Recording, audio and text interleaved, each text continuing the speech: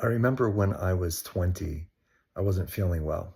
I was rather poor living in New York City, and a friend of mine found a medical clinic that would basically let you pay what you could afford to.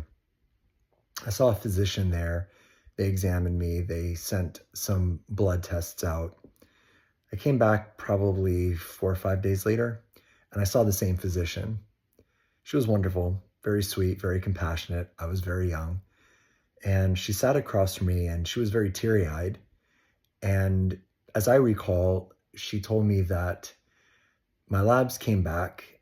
She was fairly certain that I had advanced leukemia, and that according to what she was seeing in the labs, I did not have very long to live. And so I cried and she cried. And I remember I barely had enough money to even take the subway home. So I just walked. I walked for almost 90 minutes to get back to where I was living at the time. And I didn't sleep that whole night. I just kind of laid in my bed and stared at the ceiling, thinking that I didn't have very long to live. And I fell asleep eventually, woke up the next morning, and I went to work. And I had this overwhelming feeling of joy. I was working in a gym at the time, and I was training somebody, and I just, from my head to my toes, I just felt joy, happiness. And I had to go back probably 2 or 3 days later. I had an appointment. I didn't have a phone at my apartment, but I had left my work phone number with the doctor. And when I finished training my client, the receptionist at the gym said, "Hey, there's a message for you to call a doctor." So I figured who it was, and preparing myself for more bad news, I picked up the phone and I called. And she was so excited to talk to me. It was like literally, I called the office and the receptionist said, "Hold on, the doctor wants to talk to you." And she was so excited when she got on the phone, is what I'm trying to say. And she said, "Rich, there's been a mistake. Um, your labs that I got the results for, they weren't yours. Your labs came back and you are totally okay." She goes, "Your iron's a little bit low. I got to give you some supplements, but other than that, your labs are fine, honey. You don't have leukemia. I am so sorry."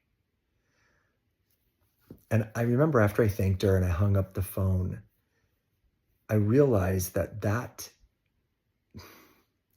realization, me believing that I did not have very much longer to live, it put me in this state of such a powerful gratitude.